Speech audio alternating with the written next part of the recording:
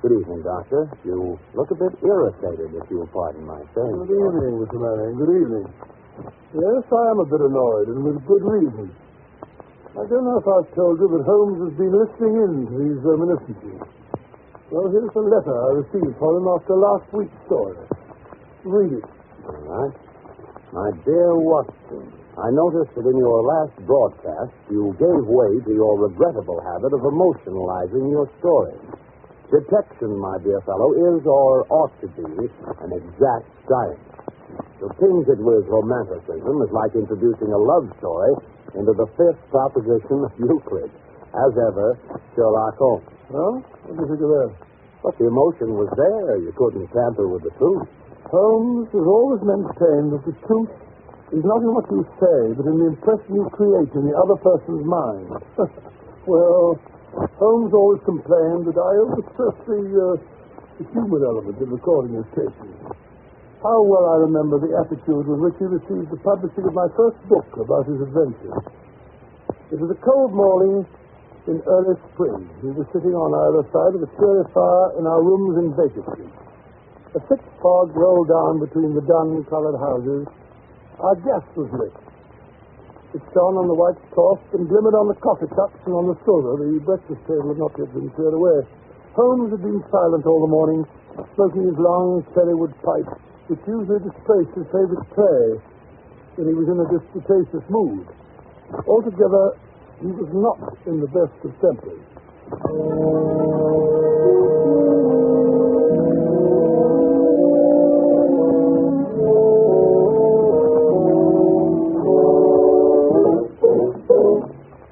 Matches.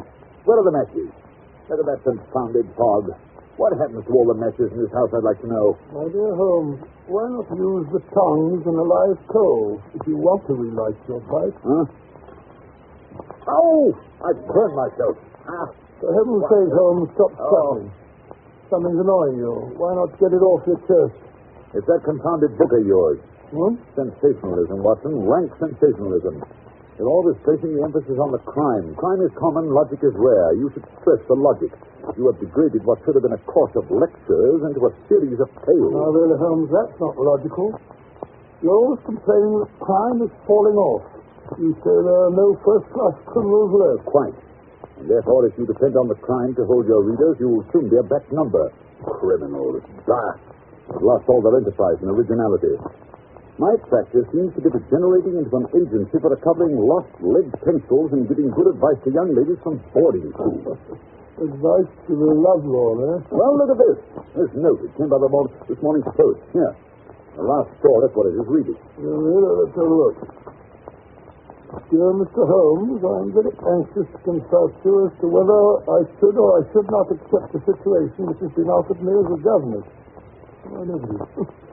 I shall call at 10:30 tomorrow if I do not inconvenience you. Yours faithfully, Violet Hunter. Where is she? So it's 11 now. Exactly. She's late. Just like a woman. I say, Holmes, you should see your young lady now walking briskly up the street. I see. Brisk, purposeful manner. Nice, bright, intelligent face. Yes, it is. She's stopping at our door. Well, maybe something in this case after all, my dear Watson.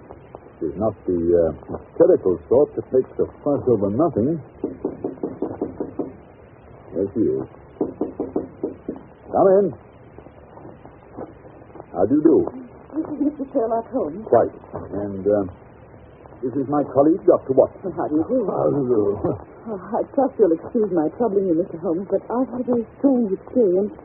And as I have no relations of any sort to advise me, I thought I'd best come to you. I shall be very happy to do anything that I can. Well, I've been a governess for 5 years in the family of Colonel Kent Monroe.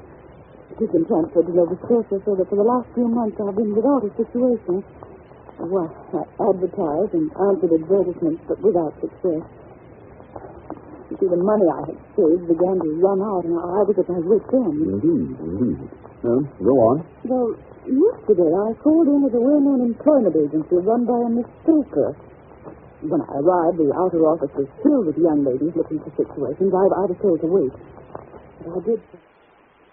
After about half an hour, my name was called out. No, the door to Miss Surfer's private office was ajar.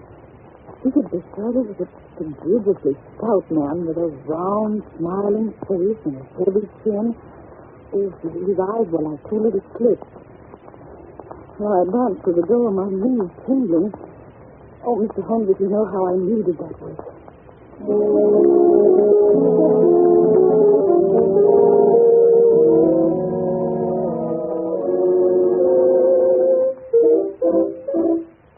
Come in, my dear. Come in. Mr. Newcastle. This is Miss, what is your name, my dear? Miss Hunter, Violet Hunter. Oh, yes, Miss Hunter. Capital. I couldn't ask for anything better. I'm sure you'll do, Miss Hunter. I hope so, Mr. Newcastle. You're looking for a situation as a governess? Yes, sir. And what salary do you ask? Well, I had £4 a month in my last place. £4. Sweating. Frank Sweating. How anyone could have the audacity to offer that to a lady with such a question, such accomplishment.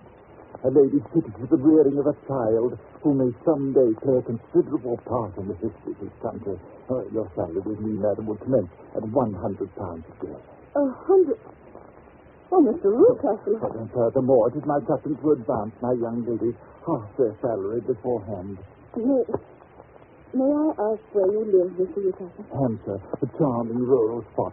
The Copper Beaches is the name of the place, 5 miles north of Winchester, or the dearest old house. And what would be my duty? One child, a dear little romper aged 6. Oh, if you could see him killing cockroaches with a slipper.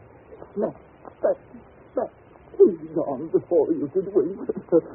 My sole duty, then, is to take care of this child. Well, I'm sure your good sense would suggest that you obey any little commands which my wife might give, provided, of course, that they were such as a lady might obey with propriety. You see no difficulty, eh? Oh, I should be happy to make myself useful. Oh, by the way, in dress, for example, we're saddy people. Saddy but kind-hearted. Now, if you were asked to wear a particular dress that we might give you, you wouldn't object to our little whim. No.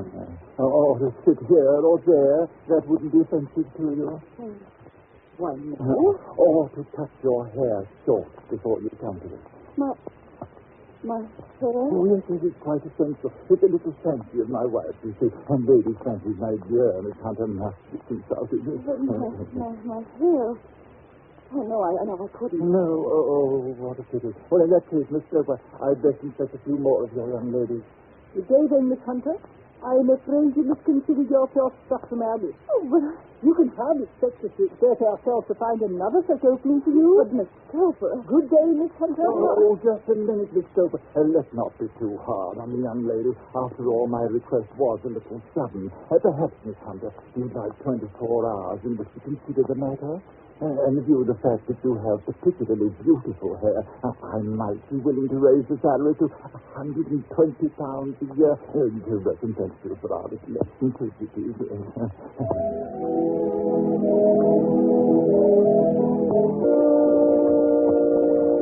Unusual, most unusual, my dear Miss Hunter. What do you make of it, Watson? Well, perhaps his husband's wife is a lunatic and he wishes to humor her in her fancy in order to prevent an outbreak. Possibly, Watson, possibly. In any case, it doesn't seem a nice household for a young lady. But the money, Mr. Holmes, the money, and I need it so. Well, yes, the pay is good. Too good. Why should they give you £120 when they can have their pick for 40? There must be some strong reason. But I have no choice. Then you've made up your mind to accept? Yes, I must. I thought if I told you the circumstances, you would understand afterwards if I wanted your help. And Mr. Holmes, I could feel so much stronger if I knew you were behind me. Certainly you may carry that feeling away with you. And if at any time you should find yourself in danger... Danger? Well, what danger could there be? My dear Miss Hunter, you could cease to be a danger if we could define it. But remember, at any time, day or night, just telegraph me, and we'll come to your help. Oh, thank you, Mr. Holmes. Thank you.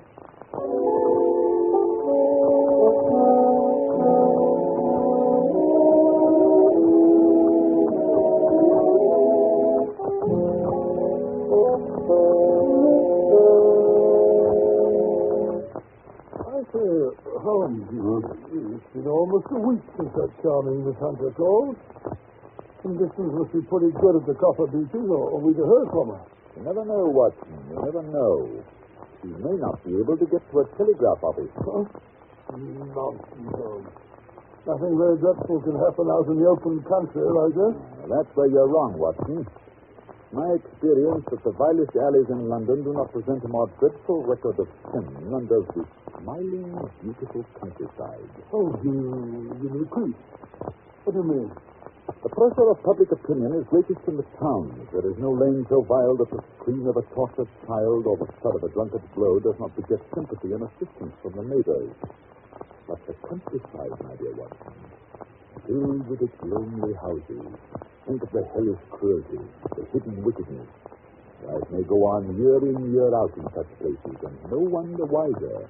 Had our young friend gone to Winchester, I should not have had this fear for her safety. It's the 5 miles of country which makes the danger. See what it is, Watson.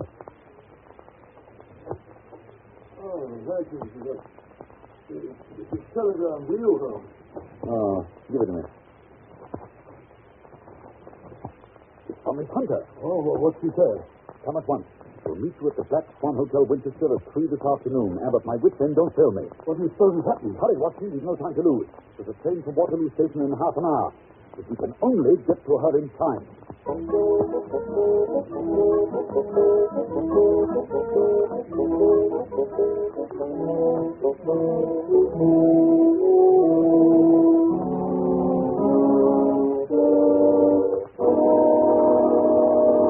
In just a moment, we will follow Sherlock Holmes and Dr. Watson on their strange journey.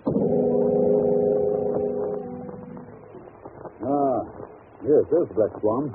Opposite the station. Yes, and if I'm not mistaken, that's Miss Hunter waiting for us on the doorstep. She looks a bit pale and shaky, Holmes? Yes.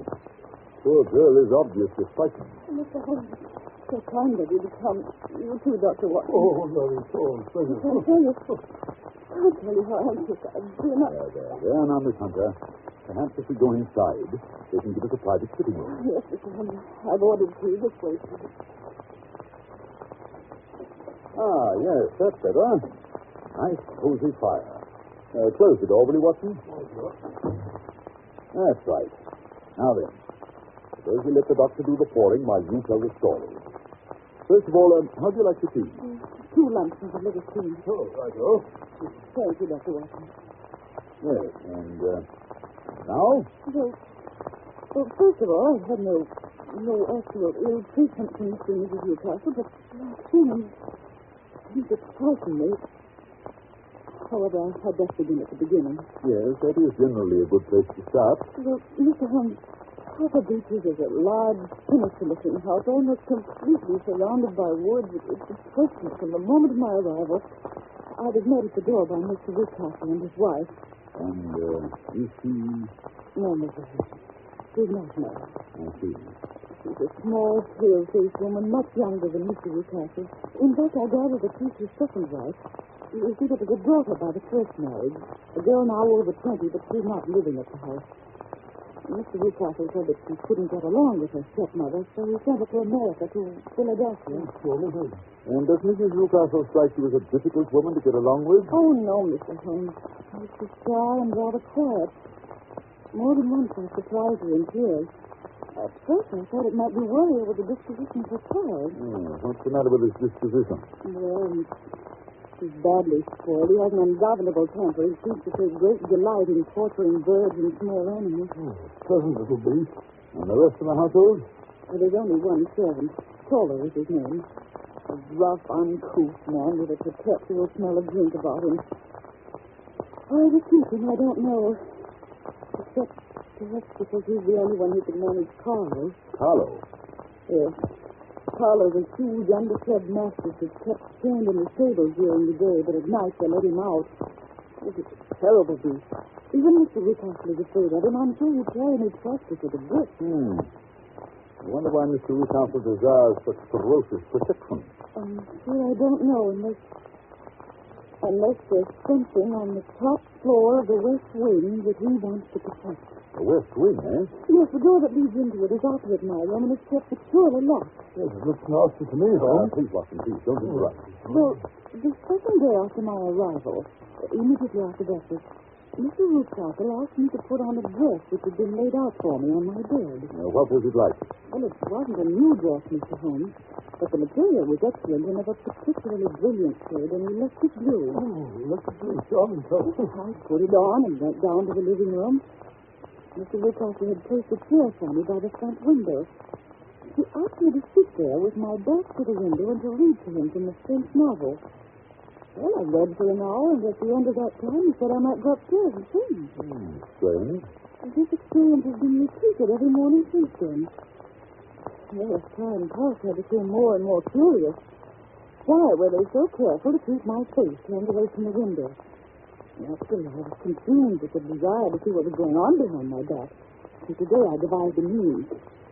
I noticed at breakfast that Mr. Ruthcastle had had quite a few drinks. A happy thought seized me. My hand mirror had been broken, so I concealed a piece of it in my handkerchief and later in my book, feeling sure that Mr. Ruthcastle was too drunk to notice. Holding the book up, I was able to see everything behind me. And what did you see? Well, at first there was nothing.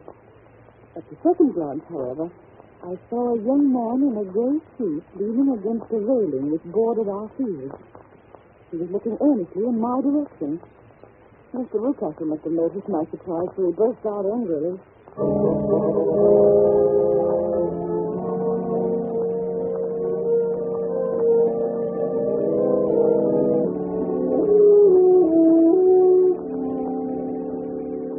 Really, Miss Hunter, your attention must be wandering. That's the second time that you've made that passage. Oh. Furthermore, there's an impertinent fellow up the road who's staring at you.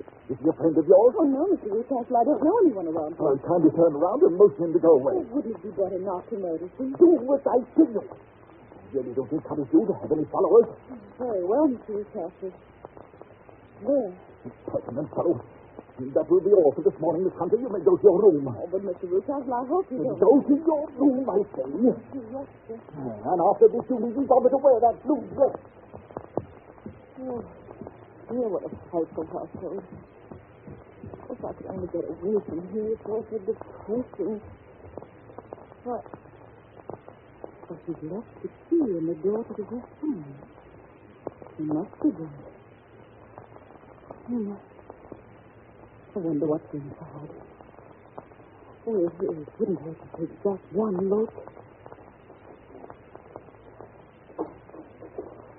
Oh, how dark it is. Misty. Wait. There's 3 doors. For the middle one is barred at the end of an old iron bedstead. I wonder why. Oh, goodness, it's in here. What was that? Oh, it must have been a bat.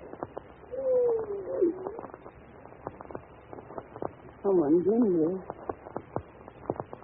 Or maybe it's something. I can't stand it. Too eerie. I've got to get out of here. I've got to get out. Oh, dear, there comes Mr. Ruthcastle. Mr. Ruthcastle. It was you, then. I thought it must be when I saw the door open. Oh, I'm so sorry. My dear young lady, and what frightened you? I was foolish enough to go into that vacant wing, but it was so lonely and eerie, and a bat swooped down into my face. Is that all? Well, what else could there be? Why do you suppose that I keep that door locked? I'm sure I don't know. To keep people out who have no business there, you see? I'm sure if I'd known. Well, you know now, my dear young lady. And if you ever put your foot over that threshold again, I'll throw you to the mat.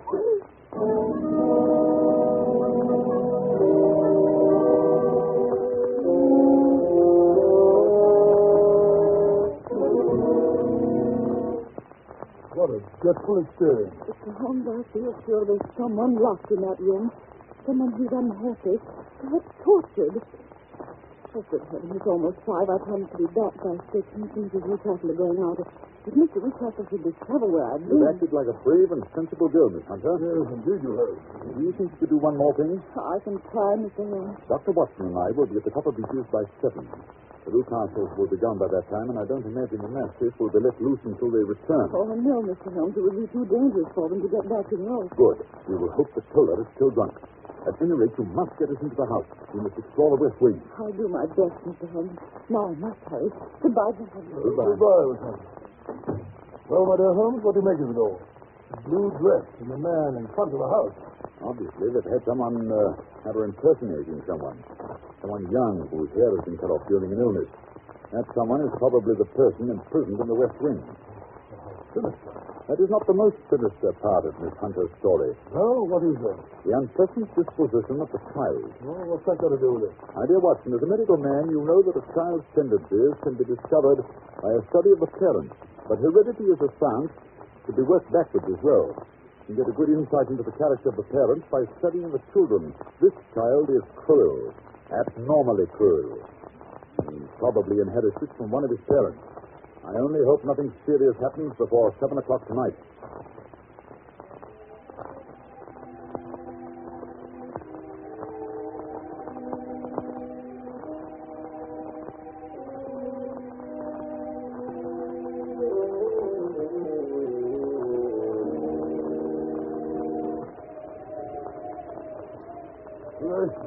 What a night. The first thunderstorm of the season.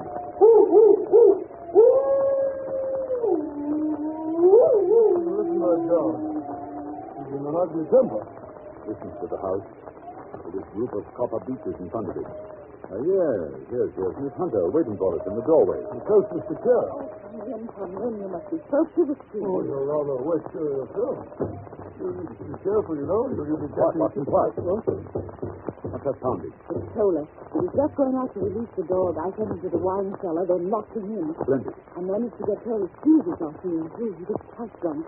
They're duplicates of Mr. Rucastle. Better than better, but come along upstairs. We've no time to wait. Have you got your revolver handy, Watson? Yes. Good. Good heavens, that lightning must have hit quite near here. The copper beeches, no doubt. Now, this tree. Oh, this one. That's right. Nothing here. Come along. Listen to that rain on the roof.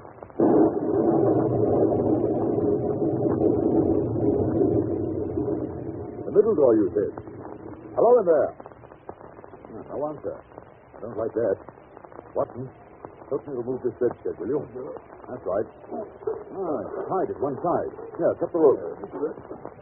That's it. The door's locked. Oh, you must break it open then. Come on. 1, 2, 5. Hello. There's no one here. Baron Newcastle has made away with the prisoner. You may be right. He's probably been carried off. Yes, but how? Through the skylight. It's still open. Shut that table over here. What are you going to do? Stand on it, of course. Yes. 2 pairs of footprints, and there's a ladder resting against the eave. Oh, that's how he did it. But that's not possible. The ladder wasn't there when the Rucastles went away. Then he must have come back. He's a dangerous and clever man. Listen. Yes. I think I hear his steps on the stairs. Oh, Mr. Holmes, will kill us all. I thought I'd find you here. You villain, what have you done with your daughter? I'm the one that brought that. You see, you Robert. I've caught you. You're in my power. I'll take you. Charlo! Oh, Charlo! He's trying to get the dog where we found his trail. Quick, Watson. We must close the front door. Let me up, Mr. Rucastle. Loose the dog. He's killed Mr. Rucastle. Oh, quick. It'll be too late. Hold on. Get the keys, mister. I'll let him out. All right. Oh, it's Carlo. Is that Mr. Rucastle by the throat? Quick, Watson, give me a revolver. Careful, you don't hit the man by mistake. Shut up and stand back, Watson. Oh, Mr. Holmes, thank heaven. You killed Carlo. I thought it was too late. It's so horrible. I think I... Watson and Tola, bring Rucastle into the house, will you?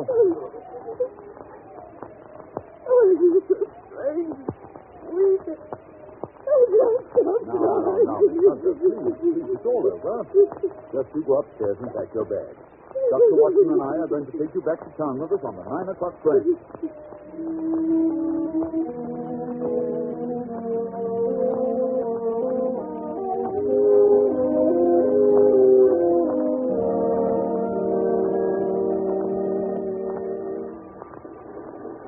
So you think, Watson, that Newcastle will live? I'm afraid so, Holmes. Oh, I'm so glad to get away from that dreadful place. I say, Holmes, just what did happen to the prisoner in the West Wing, and who was it? It's all so disgustingly simple, my dear Watson. It's Newcastle's daughter, as I suspected. It seems that she had inherited some money from her mother, who was Newcastle's first wife. When she threatened to get married and take a small fortune with her, her father tried to get her to sign a paper giving the money to him. He worried her until she got brain fever and had to have all her hair cut off. Oh, what a brute. I got all these details from Tiller. Still, her young man stuck to her, and she to him. After that, Mr. Newcastle locked his daughter up and brought Miss Hunter down from London in order to impersonate her, get rid of the persistent shooter. This young gentleman, however, was a persevering chap, and having greased Toller's palm very thoroughly, he learned the true state of affairs. With the help of Toller and a long step-ladder, he rescued his fiancée. They're now headed for Southampton with a special license, and this time Miss Newcastle, or rather Mrs. Fowler, is really going to America on our honeymoon. Oh, this is quite romantic, isn't it, Holmes? You and your romance, Watson. You're a regular old woman. Well, I'm glad we were able to help the poor thing, but I wouldn't go back to that house again. Not for twice the salary. Oh, that reminds me, Miss Hunter. I was talking to a friend of mine about you the other day. She had a private school in Walsall. I believe she said she had an opening for you. Oh, Mr. Holmes, you're a darling. No, my dear. It's quite inconsequential. Already know. Shut up, Watson.